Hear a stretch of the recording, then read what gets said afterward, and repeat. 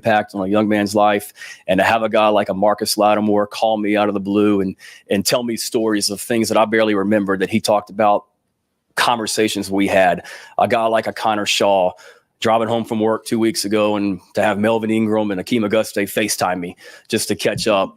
Patrick DeMarco, Torrey Gurley, I can go on and on and on. Alshon Jeffrey, Stephon Gilmore. I've heard from so many of them over the last couple of weeks, and thank you. Thank you. This is your program. I'm honored to be your head football coach, but this is your program, and you guys laid the groundwork. You are always welcome here, and thank you for allowing me the opportunity to be here. I've been blessed to be able to work for some great head coaches over my career. I've learned so much from all of them and taken a little bit from all of them as well, starting with George O'Leary, who gave me an opportunity, my first coaching job back in 2000, right after college, when Coach Tanner told you that story. I did. It's a true story. I tried out I went to our pro day at Virginia Tech, and I had one pro scout come up to me and say, "You're not serious about this, are you?" And then I had a second one come up to me and said, "What are your plans for next season?" Which obviously coaching or playing pro football wasn't one of them. So I got into coaching pretty quickly. I had an opportunity to work for Coach O'Leary at Georgia Tech. Philip Fulmer hired me and gave me an opportunity to get into the SEC at the University of Tennessee. Sylvester Croom, someone that other than my own family, has had more of an impact on me than anyone in this world. A guy that was the first African-American head football coach in the Southeastern Conference and hired me at the age of 26 to come to Starkville, Mississippi and work on his staff for him is something that I'm still trying to repay to him all these years later. Seeing how he handled his program and the way that he built that program at Mississippi State, so thankful for that opportunity. To Steve Spurrier, who gave me an opportunity here in Columbia. If he hadn't hired me back in 2007, probably wouldn't be standing here today. But to be able to come back here with Coach Spurrier and work for him and learn from him and win a lot of football games, thank you, Coach, for that opportunity. To my dad, Frank Beamer, the former head coach at Virginia Tech. It was such a thrill for me. It was hard to leave here, but such a thrill for me to leave South Carolina and go work for my dad at Virginia Tech for 5 years. Thank you for the lessons I learned from you. To Kirby Smart, who hired me at Georgia on his first staff in Athens, a guy that I have immense amount of respect for. I consider a close personal friend and someone that certainly made me a better football coach in my 2 years with him in Athens. And then finally to Lincoln Riley. My family and I loved living in Athens, Georgia. Had a great time. We were winning football games. But when the 10th assistant coach rule came into effect in college football, Lincoln Riley reached out to me. And there's not a program in all of college football that I would have left to go be an assistant coach at other than the University of Oklahoma. And that was because of Lincoln Riley. I felt like I'd done a lot in my career. I had a lot of different roles, but the opportunity to go to learn from Lincoln and learn the offensive system at Oklahoma and how we do things for my family and I to get out of our comfort zone a little bit was an opportunity I didn't feel like I could pass up. And I've grown so much as a coach in the 3 years out there at Oklahoma. Not only have I learned a lot from a football standpoint, I gained a very personal, close personal friend. He and his wife, Caitlin, are phenomenal people. He's been a huge help to me throughout this process, answering questions, willing to work with me throughout this process and helping me learn how to be a head coach by watching him each and every day. And then the president, Joe Harris, the president at the University of Oklahoma, and Joe Castiglione, the athletic director at Oklahoma. Thank you for the time that you've spent with me. I've had multiple lunches with Joe Castiglione where he's allowed me to pick his brain and ask questions. And he's considered one of the finest athletic directors in the country, and to be able to learn from him has been really, really special. I want to thank the Oklahoma players. I wouldn't be here in this position without you guys. I've got 600 plus text messages on my cell phone right now from people congratulating me, wanting to come here and coach, different things. But so many of those text messages are from players at Oklahoma that have reached out to me and are excited for me. And thank you guys. I developed close personal relationships with the players that I coach. And as excited as I am about leaving or about coming to South Carolina, the opportunity, but the having to leave those guys is extremely tough and difficult, but appreciate you guys and all you're about. And then finally, my family, my in-laws, Steve and Sandra Gladney back in Starkville, Mississippi. They are SEC through and through, and the fact that their son-in-law is live on SEC Network is probably the proudest day of their lives, certainly in our marriage, I'm sure. I hear them talk regularly about Paul Feinbaum and the SEC at football and this and that, and two great people, and I'm fortunate that they allowed me to come to Starkville, Mississippi and marry their daughter. To my parents in Blacksburg, Virginia, Frank and Cheryl Beamer, thank you for all you've taught me, the son that you raised me to be. and your constant support. For 21 years in coaching, I can always count on Thursday nights getting a phone call from my parents wishing me luck in that game on Saturday. My dad wanting to know what the game plan is and what we're thinking. And I can count on every single game, regardless of when that game ends, whether it be after midnight or early in the afternoon. Within 5 minutes of that game being over, I can always count on a cell phone call from my mom, leaving me a voicemail, either congratulating us on our win or telling us tough loss and get ready to bounce back next week. My sister, Casey, Prater, lives in Charlotte, which I'm excited about getting back closer to her. Thank you for your constant support and being the best sister in the entire world. And then to my family back in Norman. My wife is born and raised in Starkville, Mississippi. And I took a job there in 2004. We got married. And within our first year of marriage, I came to her and I said, we're moving to Columbia, South Carolina. We have this opportunity. So we drove over to Columbia to look around. Coach Spurrier had already offered me the job. Wanted to make sure it was right for all of us. We didn't know anything about Columbia. I drove through here some in the summertime, and beyond that, I hadn't spent much time in Columbia. We spent our first night in Columbia, a hotel off Bush River Road. That's all I knew about was a Bush River Road. And at that time, drove around the next day looking for a house. And little did we know that those 4 years would lead to 4 of the greatest years of our life, living here, the friendships that we made in our entire life. One thing my dad taught me in December of 1986, he became the head football coach at Virginia Tech. And he got up in his opening press conference and he thanked so many people, his brothers, his sisters, his parents, former coaches, just like I just did. And he forgot to introduce my mom, his wife. And I've always remembered that as I've been preparing for this day to make sure that I don't forget to introduce, or in this case, thank my wife. So leaving here 10 years ago was extremely difficult. I told my wife, I'll never forget having this conversation, that if we ever wanted to be the head football coach at Virginia Tech, or excuse me, if I ever wanted to be the head football coach at South Carolina, I felt like we needed to leave to go to Virginia Tech at that time and then ultimately come back. And I don't know if she believed me or not, but she went along, and we've worked for 10 years to get back to this place, this special place. And baby, we did it. We're back. But the dream doesn't end there. We're just getting started. But so thankful that you're my best friend, my partner throughout this. I'm sad you're not here today, but I can't wait to see you back in Norman. And then to my 3 children, Sutton, Olivia, and Hunter. You guys are going to be seeing a lot of them. They're going to be completely invested into this athletics program. We're going to be at every sporting event you can think of. We're going to be supporting Coach Staley, Coach Martin, all the different sports here at Carolina. We're excited about that. I was telling Coach Tanner in my interview process, my son, he's 7, for the last 2 weeks, that he knew about this opportunity. He knew about Carolina. Every single night when I came home, they would text me, "See, are you close to home?" I say, "I'm about 5 minutes away." And lo and behold, every single night when I walked in the house, Sandstorm would be blaring in our kitchen, and my 7-year-old would be waving his T-shirt above his head. So no pressure at all on that one. But it was pretty cool to see when this thing came to fruition late Saturday night.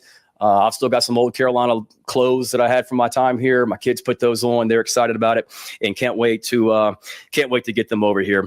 Like I said, we're just getting started. I've had opportunities in my career to be a head football coach, but I've been in some great places along with some great coaches. And I wasn't going to leave just to go check a box to say that I was a head coach. It would have had to have been really, really special. The places that I've worked, the coaches that I've worked for made that really, really hard to ever leave. But this is a dream job for me because you have everything in place to win here at the University of South Carolina. A state that I was born in, that I'm so proud to be a native of, the state of South Carolina.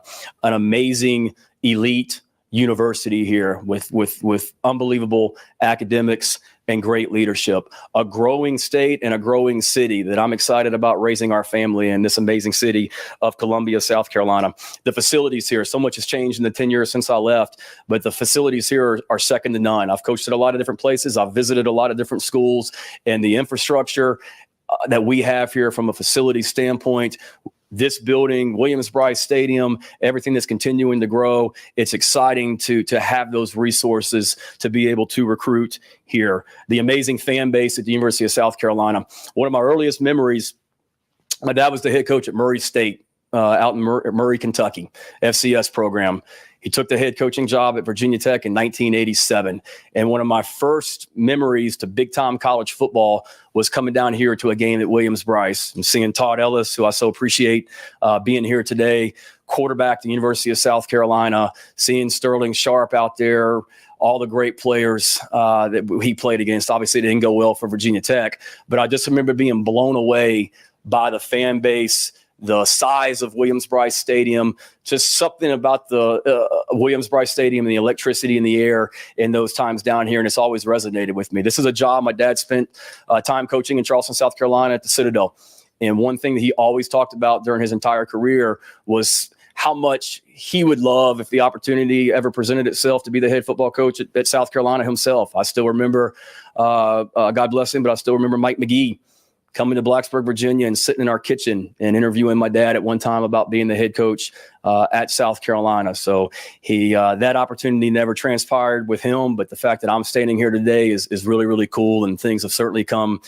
full circle. But I remember those initial games in Williams-Brice Stadium. I've been in here as a coach for Carolina, and I've been in here multiple times in Williams-Brice Stadium as an opposing coach. And the atmosphere, the electricity, the passion of the crowd in Williams-Brice Stadium is second to none. And I am so excited about getting back out there, running out to 2001, listening to Sandstorm and all the different amazing traditions that we have here at Carolina with the greatest fan base in the nation is something that I'm really, really excited about. I'm excited about being a part of a program that has such a high expectation level of success throughout all sports. It's a top 25 athletics program with great leadership, like I talked about, that's won multiple national championships in a lot of different sports, and really looking forward to learning from the other coaches here at this great university and picking their brain on what makes them successful, and then supporting this athletics program with my entire family.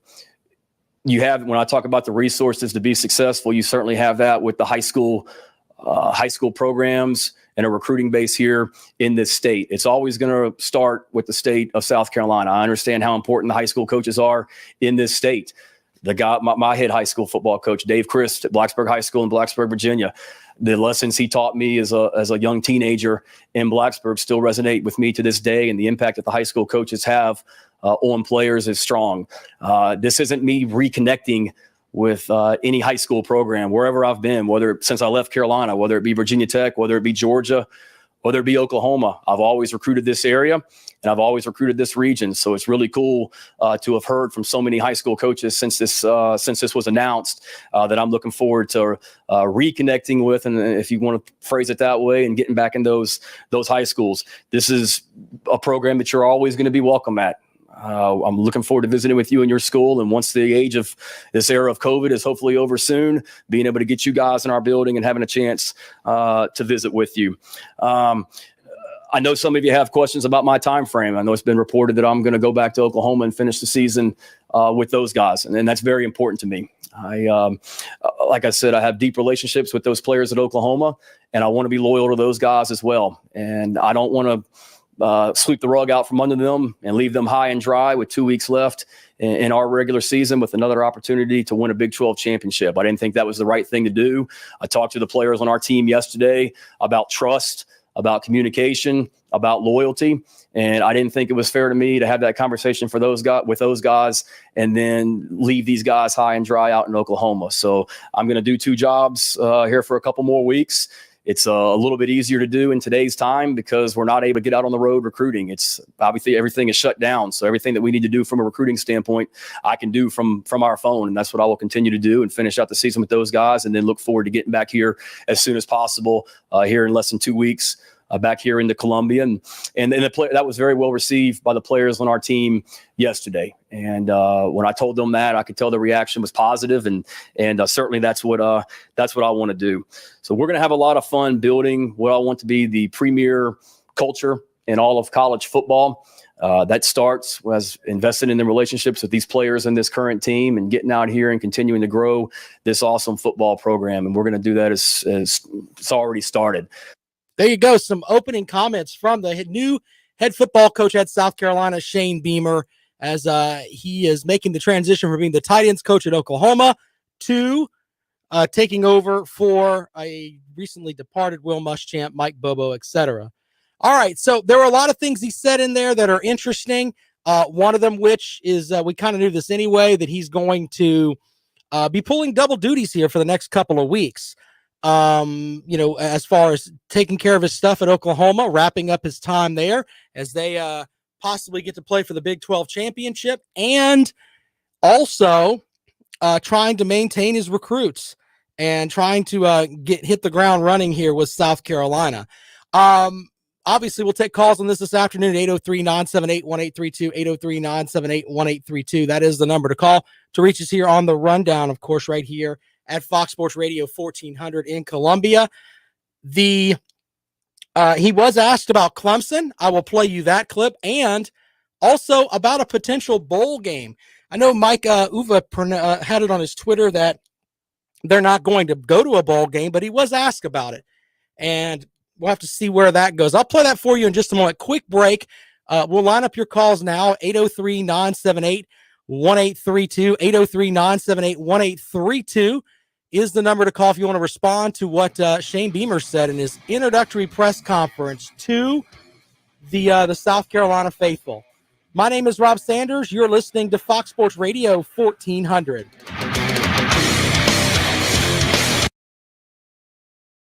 Hey, I appreciate you guys watching this on YouTube. I streamed this over here today for Jackpot. If you guys would like to join the show today, you're more than welcome at 803-978-1832, 803-978-1832. You can tell us what you think about Beamer and if it's going to work or not. So if you guys want to do that, and of course, you guys know we do our podcast on Sunday and Wednesday nights, but I do this show live every day, 3:00. And would love to have you guys be a part of that if you would like to join us here on the rundown. All right, so 803-978-1832. Responding to some of you guys over there. He seems to know more than Muschamp and Pruitt already. That's a good point there, Vol Steak. I like that. Marcus Mariota's all over the place. Noah Sheldon 500. The hire isn't that funny and bad. No, I don't think it's bad. Did someone say that I thought it was bad? I don't know. Maybe. I don't think I said that though. I mean, I kind of like it, to be honest with you.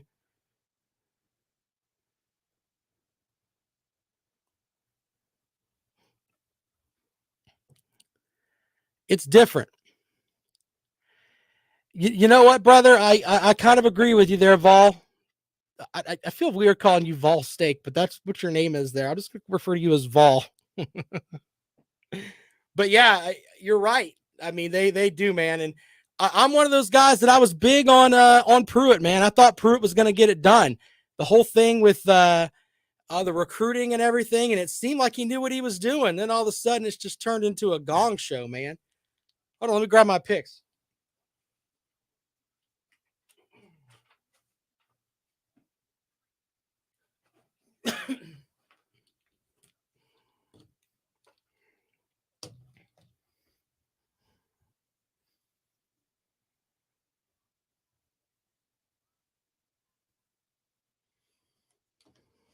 Do you guys think South Carolina should go to a bowl game? We should probably get into that. Better off with Lindsey Graham taking over. At least he'd flip-flop. That's funny.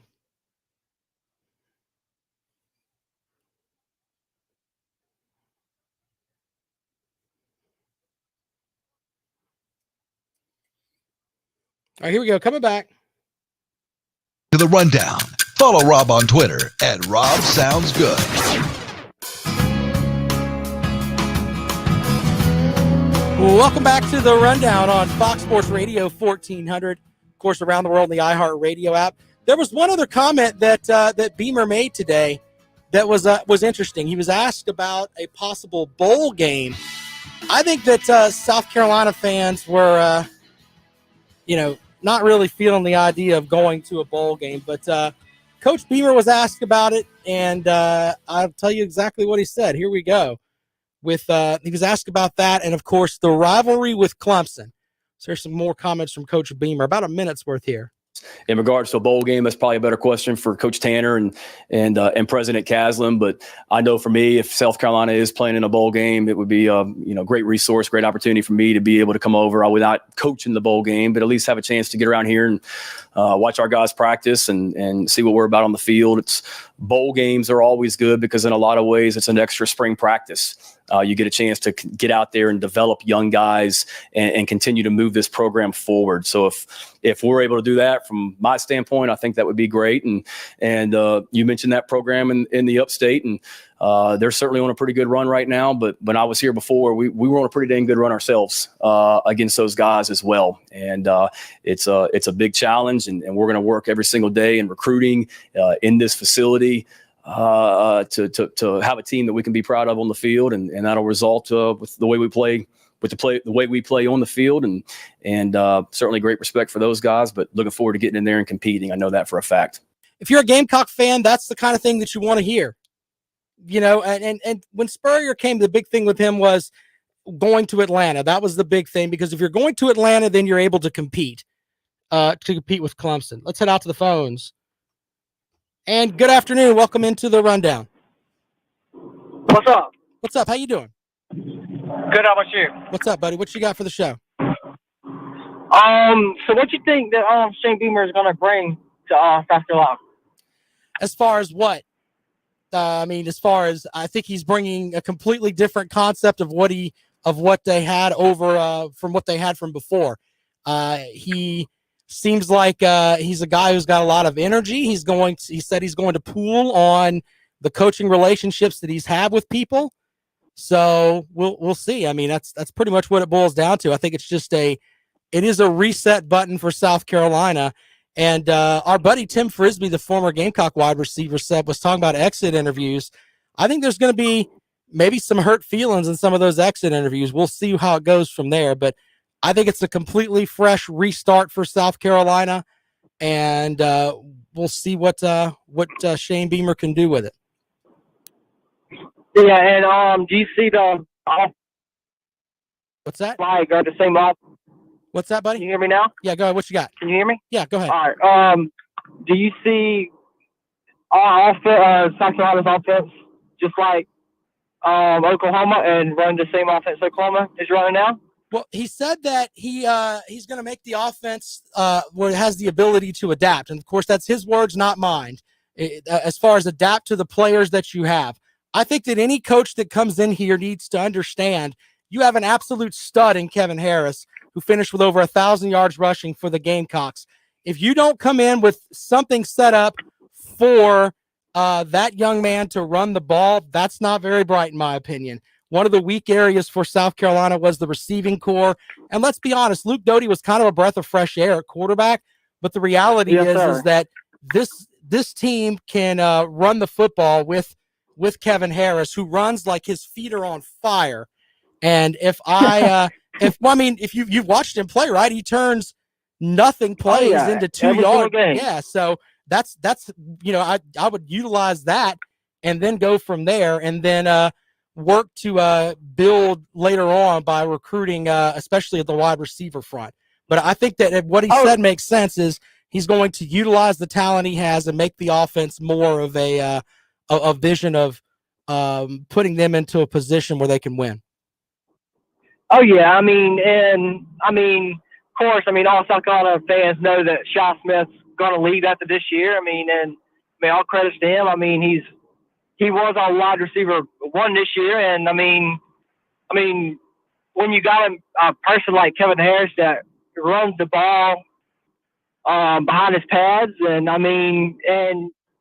a bunch of South Carolina fans are forgetting that we still got Marshawn Lloyd coming back. So you got Kevin Harris runs behind his pads, and then you got an explosive player like Marshawn Lloyd, which that's going to be 1-2 punch, and you still got Rashad Fenwick that runs behind his pads. But I think that Kevin Harris is better than Fenwick. But they're the same runners, and you still got Marshawn Lloyd come back and speed guy and explosive.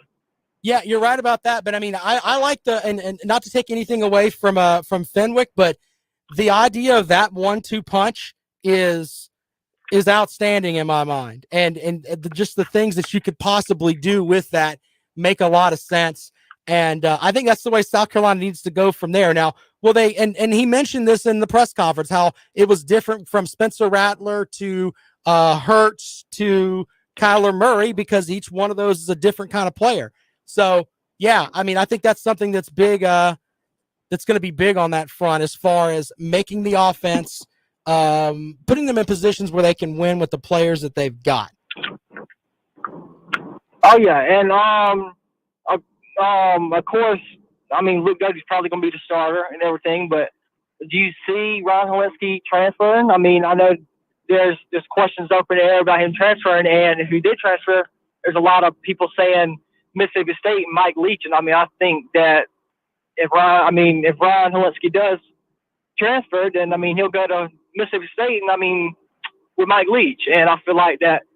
I mean, if Mike Leach brings him in there and puts him at QB1, and I mean I feel like that Ryan Hilinski could be good, but he's not. Ryan Hilinski and Colin Hill's basically the same quarterback. They really can't. I mean, they can get out in the pocket, but they're not explosive like Doty is. Right, and I agree with you on that fact that that Colin Hill is just a more advanced version of Ryan Hilinski from what we can see so far. Okay, but as far as their ability to move throughout the pocket and everything else, I still remember the Ryan Hilinski that threw the ball all over Alabama. I mean, people seem to forget that game. And the Georgia game. And the Georgia game. I mean, but he's a guy that could throw the ball and do a lot of good things. But the Georgia game, he didn't really put up the numbers. But in the Alabama game, I think he was over 300 yards passing. So as far as Hilinski goes, in my opinion, I think he'll stay through the spring semester, do the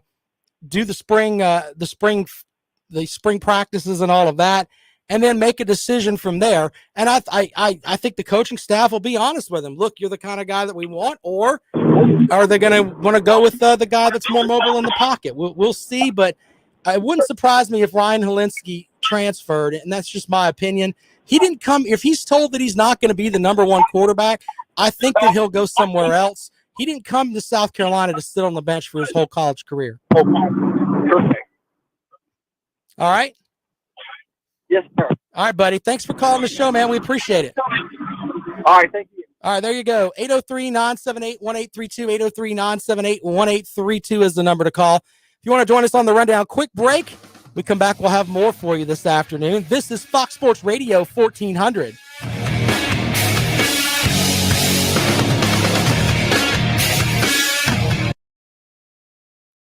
Yeah, for you Gamecock fans, I think that Hilinski's probably going to go. David has a great point there. He can hire Bo Pelini in the offseason. You LSU fans are hardcore, man. I'll give you that. Bo Pelini is going to get a job at a women's shoe store. That's pretty much he is terrible down there at LSU. Just terrible. My goodness. I can't even with that, man. You're funny with that though, brother. I'll give you that. My buddy David down there in Louisiana doing his thing.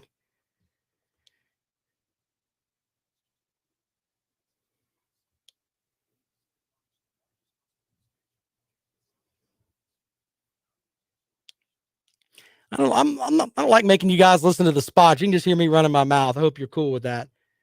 Don't forget the podcast we do on Sunday and Wednesday nights at 9:30. For the folks watching on the Carolina Jackpot channel, you guys are welcome to join me on the show here throughout the day. I'm going to ask Jackpot if I can stream my show there, see how that works. Albino Rattler, kind of overrated. That's funny, Volsteak. Holy crap, dude.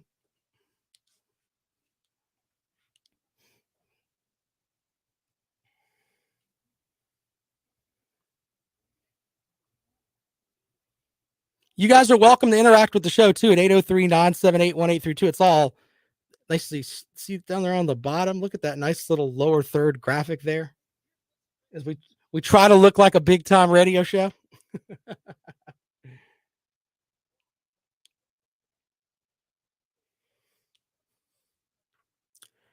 Thank you, Wayne Whiteside.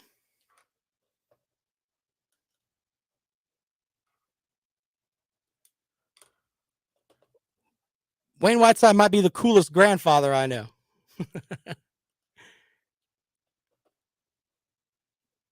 Oh, thank you, Charles. Appreciate you, buddy. Yeah, that is kind of cool, right? You and I should talk about that. The other little show we do, we might have to get some of those. It's kind of neat with the graphics portion of it. So, all right, here we go. Back to the radio. Weekdays at 3 on Fox Sports Radio 1400. Well, welcome back to the Rundown on Fox Sports Radio 1400 around the world on the iHeartRadio app, 803-978-1832. The big story today, South Carolina hires. I guess they kind of announced it yesterday, but it's the first time we've actually heard from Shane Beamer. Some other notes from that press conference really quick here. He said that his father, longtime Virginia Tech coach Frank Beamer, will be involved in some capacity. So when I hear that, I kind of like that, because the idea of, hey, they hired somebody who has no head coaching experience. Frank Beamer was a heck of a football coach. And I don't think he has a problem telling his son, hey, that might be stupid, or maybe you should do this. So, yeah, I mean, if you're a Gamecock fan, you want to hear that. But that's the one of the things that I liked about the press conference is that he seemed like a guy, first of all, the whole thing with, I'm going to tailor the kind of offense and defense that we have to make us better. That's great. Instead of coming in and trying to shoehorn into something else that's not really what you've got. Wayne with a great comment online, special teams, baby. You know what? That's an important part of the game. If you watched the Missouri-Arkansas game this weekend, Arkansas missed 2 extra points. Arkansas lost the game by 2. So, yeah, it's a part of the game that a lot of people don't think about, but it is very important. It really is. And by the way, with South Carolina, with what they've got coming back, we talked about Kevin Harris. There's this whole adage that the Gamecocks is a totally rebuild job. It's not. People that say that, look, I'm not saying he's going to win the SEC East next year. Make sure that I put that out there really quick. I don't want you to hit me up on Twitter at Rob Sounds Good saying, Rob said that it's they can win the East. No. What I'm saying is that next season, if their schedule sets up the way that it's projected to set up, they have every opportunity to win 6 or 7 games. Raise your hand if you're a Gamecock fan and would love to have a 7-win season next year, especially after the 2-8 debacle you just finished, where you went on the road to Kentucky and got embarrassed. Nobody wants that to happen. But you can have, I think, a 6 or 7 win season next year with the guys you've got right now. Now, it may not be pretty football. Let's make sure we put that out there too. It's not going to be just this wonderful flowing of offense and defense making big stops and stuff like that. I don't think it's going to be like that. It's going to be, in my opinion, kind of mushy football, but you'll win some games. You will not have what you had at Kentucky next season. Now, a lot of it's got to do with COVID-19 and everything else, and I understand that. And I'm not taking away from the young men that actually went out there and put their heart and souls into that game and, did the best that they could do for the Garnet Sea, okay? But next season with the guys you've got, if he can get them motivated correctly, let's remember, you've got some guys that can do some stuff for you, especially on the defensive side of the ball. I think Jordan Burch is going to be one of the top Buck linebackers in the SEC before his career is over. I think he's going to be that good. You definitely start to build with that. And if you can play just some decent defense and you can run the football, you will win football games. This is not rocket science.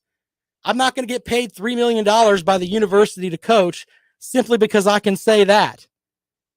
But if you can clean up some stuff and make yourself a little more competitive, you've got 3 games against teams that are not really that good in Eastern Illinois, East Carolina, and I cannot remember the third one, but it was not that far-fetched to think that South Carolina could win that game. I'll look it up for you during the break. You have, I think the game with Clemson's a stretch. As far as your conference schedule goes, Kentucky is generally, they're getting better, but they're not light years better. Vanderbilt is Vanderbilt. South Carolina hasn't lost to them in I don't know how many years. Mizzou comes to Columbia. Mizzou's going to be losing some of their guys. Nick Bolton, the senior linebacker, is going to be gone. Also, their running back, Roundtree, will be gone. So Mizzou's going to have some questions next year. And then you look at the rest of the schedule. Arkansas will probably be the team to replace Auburn because Auburn was picked as the extra West team this year with the COVID-19 stuff. The next game that's in the rotation there, and I could be wrong on this, is Arkansas. Arkansas is not very good. Yes, they've got the coach that makes us chunky guys happy because the chunky guy is doing some good football stuff with Sam Pittman, but I don't think Arkansas is a world beater, especially if you got them at home. So if you go with picking up, let's say you get 3 of those 4 wins, there you go. You're a 6-win football team. Ta-da! It's not that far-fetched. And then Beamer can get his feet moving on the recruiting trail and get some guys to come in here. And by the way, he mentioned some of these NFL guys, Melvin Ingram and guys like that. Yeah, that's on purpose. Do you know why? Because when people see that press conference, they hear him talking about the NFL guys. And they're like, wait a minute, South Carolina had NFL guys? Yeah. That's why he wants them around the program. That's not rocket science either. Okay? If you don't believe me, look at what Dabo Swinney does. He talks about Nuke Hopkins. He talks about CJ Spiller and all these guys that were his players that ended up playing in the NFL. Why? Because a lot of these guys that go to big Power 5 schools want to play in the NFL. And it makes the most sense. So we'll take calls on Shane Beamer, 803-978-1832, 803-978-1832. I have in my hand my picks from last week. Yeah, some of them are good. Some of them are bad. We'll go over what Rob was right about over the weekend and what I was wrong about here on the Rundown in just a moment. You're listening to Fox Sports Radio 1400.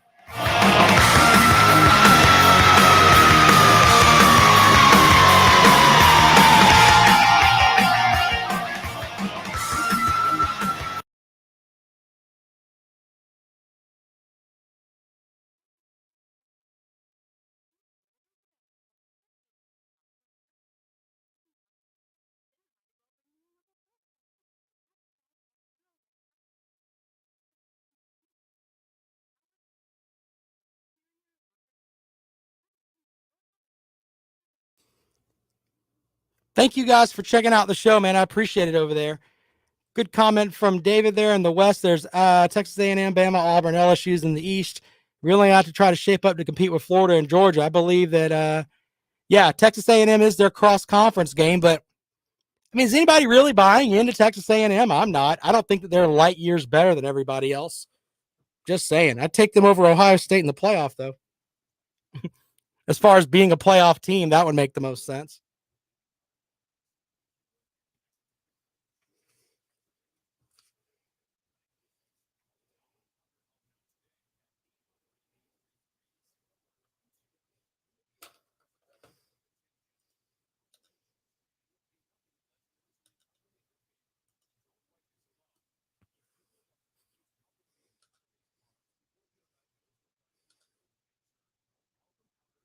I don't think anybody is, man.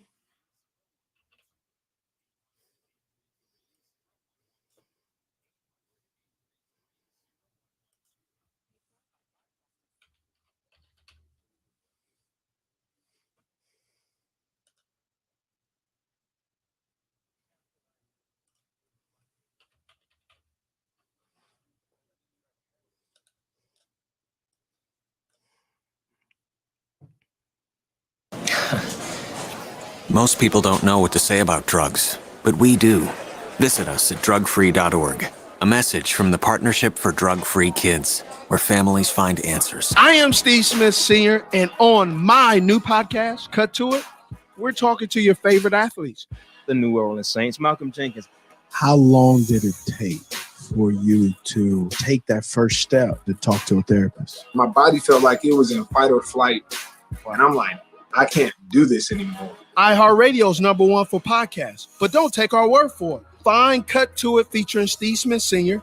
on the iHeartRadio app or wherever you get your podcasts. Fox Sports Radio 1400.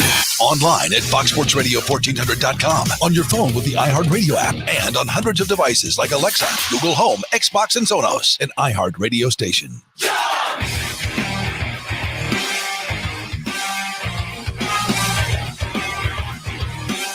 Final segment of the rundown this afternoon here on Fox Sports Radio 1400. Around the world on the iHeartRadio app. Appreciate you checking out the show. All right, here we go. My picks from last week. Monday's always, what did Rob do right? What did Rob do wrong? Louisiana Lafayette and Appalachian State. I took Appalachian State to cover, and according to my picks here, that would be a win. No. Yeah, they were -4. They lost by 3. Yes, that's a correct pick. North Carolina State and Georgia Tech. I took North Carolina State -7. And according to my notes here, North Carolina State won by 10. Hey, I'm 2-0. Clemson and Virginia Tech. I took Clemson -21. That's another win. 3-0. Kentucky over South Carolina. I took that. Kentucky, of course, won big. 4-0. Look at that. Now comes some bad news. I took Michigan State. Man, Ohio State made me look stupid. Yeah. Interesting. Anyway, that would be a no. 4-1 so far. Penn State over Rutgers. I took Penn State -10. Hey, I'm 5-1. That's not looking bad on the day. Florida over Tennessee. You know what? Tennessee scored 2 garbage touchdowns, man. And that messed me up. But that's a loss. So now I'm 5-2. Oregon State and Utah. I didn't get the final in this game. I'm pulling it up right now.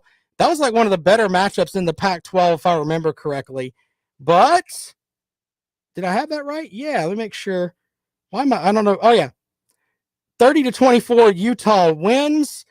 I had Oregon State. So with that, that is another win.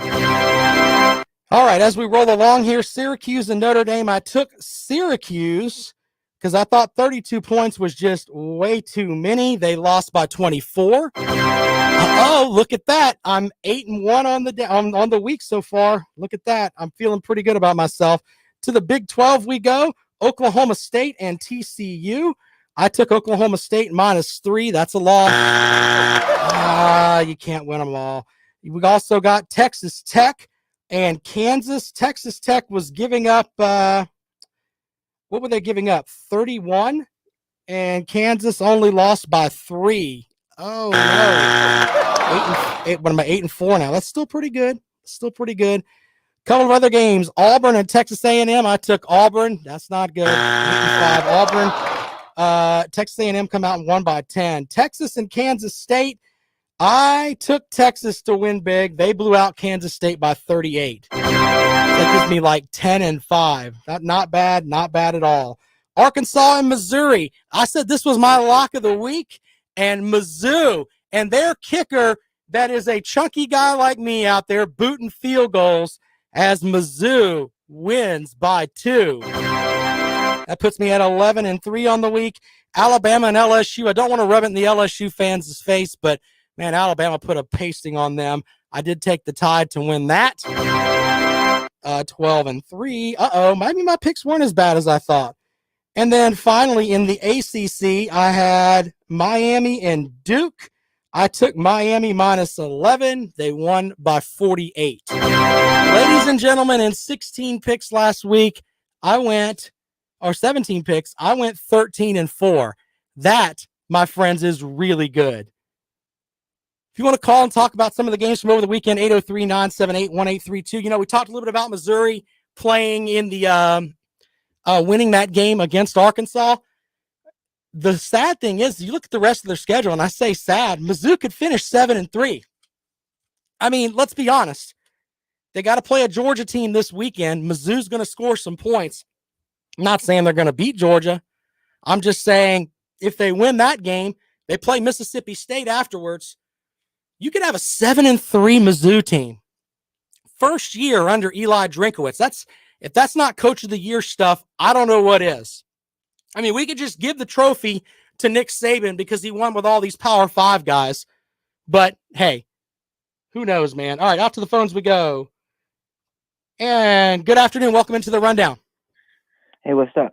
What's up, buddy? I think the biggest game of the weekend was the Coastal Carolina and BYU. What do you think? Brother, I was getting into that. I had that in my picks too, up at the top, but I did not put that out there. The big thing with Coastal Carolina, nobody gave Coastal a chance. Everybody and their brothers were taking these guys from BYU. They were an 11-point favorite over Coastal. In fact, Coastal, in a matter of a day, went from an 11-point favorite over Liberty to an 11-point favorite or 11-point underdog to BYU. And everybody's talking about the tenacity of BYU. And they're so massive. And they were pointing out things like the Coastal center is 5'9", and he's going to be outweighed by 40 pounds and a guy that's 4 inches taller from the Cougars. Yeah. And what happened? It was a guts and glory game. And you know what? BYU had a chance. They were, a yard short? Not taking anything away from BYU, but Coastal Carolina came to play. And I'm not sure if they're a top 10 team in the country. I think they wouldn't match up well with a lot of teams. But I tell you what, Jamie Chadwell is going to be one of the hottest names in the coaching searches around the country before it's over with, simply because of the offense that he runs and the way that you can kind of get away with having a smaller offensive line if you've got some guys that can do things like the quarterback that he's got and you've got a good running back. They were eating up that BYU defense running this, this 2020 version of a triple option, but with the ability to throw. I mean, their quarterback could literally make reads, and when the safety would come up and bite on the run, the receiver runs past him, he throws it to him, first down. It's happened all day, and it's hard to stop. So, yeah, man, you're right about that with that game. And congratulations to Coastal, man. They're, what are they, 11-0, 10-0, undefeated team? A great game for them and a program-defining win for them. I'm 30 minutes from CCU's campus. What's that? I'm 30 minutes from CCU's campus. Oh, okay, cool, man. Well, hey, I appreciate you calling us on the show today, buddy. I forgot to mention Coastal, but yeah, they're outstanding, man. Everybody that's been put in front of them, man, they have knocked them out. But, hey, thanks for calling us here on the Rundown. David says Mullets versus Mormons, and the Mullets won. Yeah. I mean, I was utterly impressed with Coastal and what they do. And remember, Willie Korn is their offensive coordinator, the former Clemson quarterback. And that's a name that's going to be popping up in some places too. I think that he'll end up staying with Coach Chadwell. But, wow. I mean, I'm watching that game as we were getting ready for the South Carolina game, and I'm just like, man, wouldn't it be great if Coastal pulled this out? Man, and they looked really, really solid in doing it. And a lot of people on Twitter, man, they were all about, Coastal's going to find out this week. Yeah, they didn't. They absolutely didn't. They ended up winning that game. So congrats to Coastal. All right, tomorrow on the show, we have got from the ACC Digital Network, Wes Bryant, the former Wake Forest offensive lineman, joins us. He's going to break down some the ACC championship game matchup and a couple of ACC games for the week. And we'll talk about just football in general. Also from the fifth quarter postgame show, my partner in crime, Justin Hall, he will join us to break down the South Carolina hire. Who is going to be the offensive coordinator, the defensive coordinator? Yeah, we're working on that now. I'm not working on it. Shane Beamer's working on it. So we'll react if we get some about who that's going to be. So we're looking forward to that tomorrow.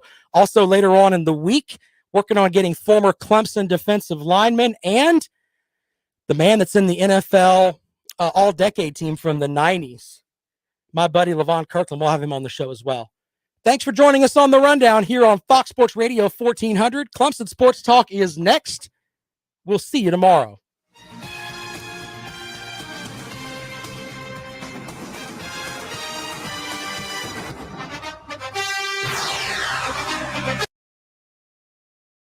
Thanks, guys.